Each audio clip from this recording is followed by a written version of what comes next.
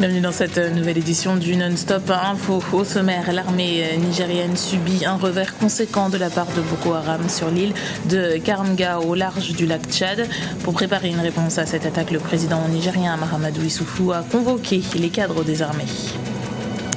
Le Nigeria rappelle son ambassadeur en Afrique du Sud suite aux violences xénophobes des dernières semaines qui ont fait au moins 7 morts et 5000 déplacés. L'Afrique du Sud dénonce, elle, une décision malheureuse et regrettable. Serait-ce un signe d'apaisement entre le Maroc et le Sahara occidental? Une association sahraoui de défense des droits de l'homme a été autorisée à exercer officiellement. La région autonomiste est toujours contrôlée par le Maroc qui refuse son indépendance. Mais d'abord, les obsèques de l'opposant gabonais André Mba Obam auront lieu ce mardi à Libreville, la capitale. Son corps doit être rapatrié aux alentours de 12h du Cameroun, où il s'était éteint des suites d'une maladie le 12 avril 2015. Une cérémonie sera ensuite organisée au stade Tsang Ayong en présence des syndicats, d'acteurs politiques ou encore des membres de la société civile. Enfin, sa dépouille sera exposée au siège de l'Union nationale, le parti d'opposition dont il était le secrétaire exécutif avant d'être exhumé le 1er mai dans sa ville natale de Médouneux. Le président nigérien a convoqué les cadres des armées pour coordonner les efforts contre Boko Haram, une décision qui fait suite à l'attaque menée par la secte islamiste ce samedi 25 avril sur l'île de Karamga sur le lac Tchad. Plusieurs centaines d'assaillants ont attaqué les 120 militaires nigériens déployés sur la zone, des soldats qui n'ont pu tenir leur position et ont dû battre en retraite. Ibrahima Djindjaï. Le calme est revenu ce lundi sur l'île de Karamga, sur le lac Tchad, suite à une attaque ce samedi de Boko Haram contre les forces armées nigériennes. Une offensive de la secte islamiste qui aurait, selon certaines sources, coûté la vie à 48 soldats nigériens. Un bilan lourd que le ministère nigérien de la Défense n'a pas encore confirmé. Ayant toutefois confirmé l'attaque, les autorités de Niamey indiquent par ailleurs que les opérations de ratissage se poursuivent pour chasser la nébuleuse islamiste de l'île.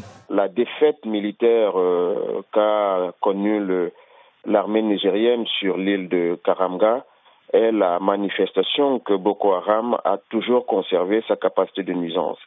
Il est à rappeler que même si les succès militaires ont été enregistrés sur le terrain, notamment depuis que le Tchad et le Niger sont rentrés en guerre, la reprise de plus de 36 localités et des principales capitales, notamment la Damawa et Yobe, Boko Haram a tout de même conservé sa capacité de nuisance. Lors du sommet extraordinaire de la Communauté économique des États de l'Afrique centrale, le 16 février à Yaoundé, un fonds d'urgence à hauteur de 50 milliards de francs CFA avait été reversé au Cameroun et au Tchad en soutien à l'effort de guerre. Mais selon certains observateurs, une assistance financière n'est pas suffisante pour vaincre la menace djihadiste. Il faut, selon les experts, une meilleure coordination des efforts entre les pays de la sous-région, notamment en matière d'information. Ce qu'il faut retenir de cette victoire militaire de Boko Haram, c'est qu'il faudrait davantage que les pays qui sont rentrés en guerre, qui ont le droit de poursuite sur le territoire nigérian, à savoir le Tchad et le Niger, puissent davantage harmoniser leurs forces, davantage mutualiser leurs efforts et renforcer leur dispositif de renseignement et d'information. Parce qu'on voit très bien que ce n'est pas la première incursion que Boko Haram a pu infliger depuis quelques semaines maintenant. Il y a quelques jours, l'attaque sur une localité du Cameroun qui a fait plus d'une dizaine de morts. C'est la deuxième fois depuis le mois de février cette année que Boko Haram, qui tente de créer un califat dans le nord du Nigeria et les pays avoisinants, tente de s'emparer de l'île de Karamga, une localité stratégique puisque située aux confins des 4 pays en première ligne face à l'insurrection islamiste, à savoir le Nigeria où Boko Haram s'est implanté, le Tchad, le Cameroun et le Niger. Au Niger, toujours l'affaire Ibrahim Barré. Maïna Sarr prend une autre tournure, une tournure plus régionale.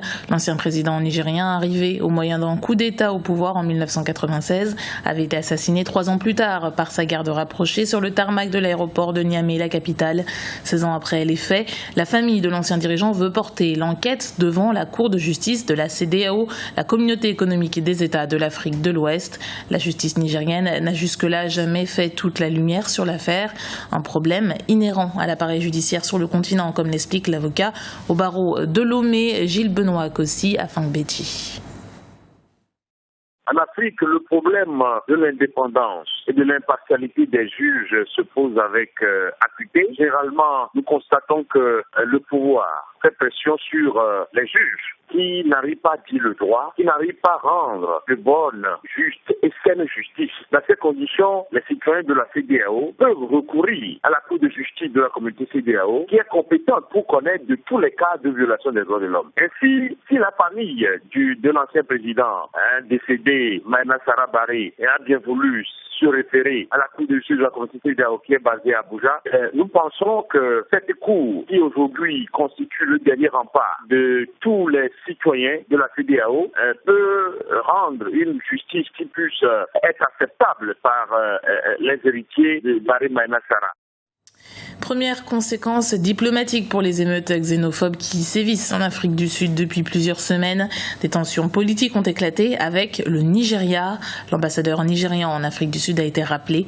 Un geste symbolique que le gouvernement sud-africain qualifie de malheureux et regrettable. Kekeli Afeto. Brouille diplomatique entre l'Afrique du Sud et le Nigeria. Suite aux violences xénophobes des dernières semaines dans plusieurs villes sud-africaines, le Nigeria a rappelé son ambassadeur en Afrique du Sud pour des consultations sur la situation. Une décision qui démontre une fois encore le mécontentement des partenaires de l'Afrique du Sud. Il y a eu des violences commises par les Sud-Africains contre les étrangers africains, mozambicains, zimbabwéens, congolais, nigérians. Entre autres dans les townships de Durban et puis Jobour. Le fait de rappeler l'ambassadeur, c'est un acte diplomatique fort qui exprime le mécontentement suprême, le mécontentement du gouvernement nigérian qui prend cette décision. Une mesure fortement dénoncée par Pretoria qui, dans un communiqué, s'étonne et qualifie la décision de malheureuse et regrettable. Si cette action est basée sur les attaques xénophobes dans certaines régions de notre pays, il est curieux pour un pays frère de vouloir exploiter un tel épisode douloureux pour tout ordre du jour. L'Afrique du Sud reste engagée à maintenir les bonnes relations bilatérales avec le Nigeria. L'Afrique du Sud compte attendre que le nouveau gouvernement nigérien prenne ses fonctions le mois prochain avant de donner suite à cet incident diplomatique. La vague de violences xénophobes des dernières semaines a fait au moins 7 morts et 5000 déplacés étrangers en Afrique du Sud. Préoccupés, plusieurs pays africains se préparent à rapatrier leurs ressortissants d'Afrique du Sud. Le résultat de l'élection présidentielle du Soudan est connu depuis lundi. Le ministère de l'Intérieur a annoncé que le président Omar el-Béchir avait été réélu avec 94,5% des voix. Le scrutin avait été organisé du 13 au 15 avril, puis prolongé un 4e jour à cause du faible taux de participation. 2 candidats s'étaient retirés le dernier jour du scrutin, dénonçant des irrégularités après 25 années au pouvoir. Le chef de l'État aura sans doute bénéficié du boycott de l'opposition. Fait exceptionnel au Maroc, l'ASVVDH, l'association sahraoui des victimes des violations des droits humains, a officiellement reçu l'autorisation d'exercer. Pour rappel, le Sahara occidental est une ancienne colonie espagnole administrée par le Maroc, mais revendiquée par des indépendantistes.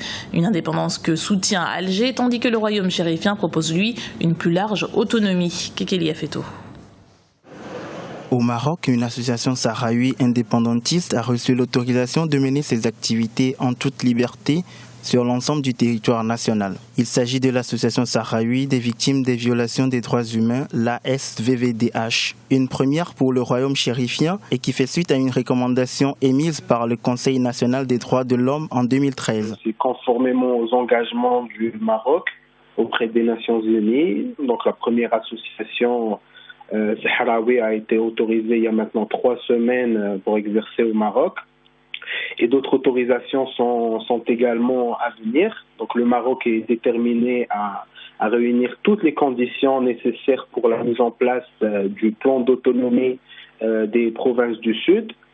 Donc tout cela dans l'esprit d'ouverture, de respect des droits de l'homme du Maroc. Si l'ASVVDH existe depuis 2005, elle n'est toutefois toujours pas reconnue par le ministère de l'Intérieur marocain. Pour des observateurs, cette annonce représente une première étape vers une éventuelle reconnaissance officielle. C'est une décision web qui montre que la volonté du Maroc de trouver une solution définitive en accord avec ses engagements auprès des Nations Unies est une volonté forte du Maroc, et la décision, c'est une décision importante pour donner la possibilité à tous les citoyens marocains des provinces du Sud de s'exprimer de la manière dont ils le souhaitent et dans la légalité. L'association sahraoui des victimes des violations des droits humains n'attend plus que de recevoir des documents officiels pour exercer un processus de législation qui devrait s'achever dans les jours à venir.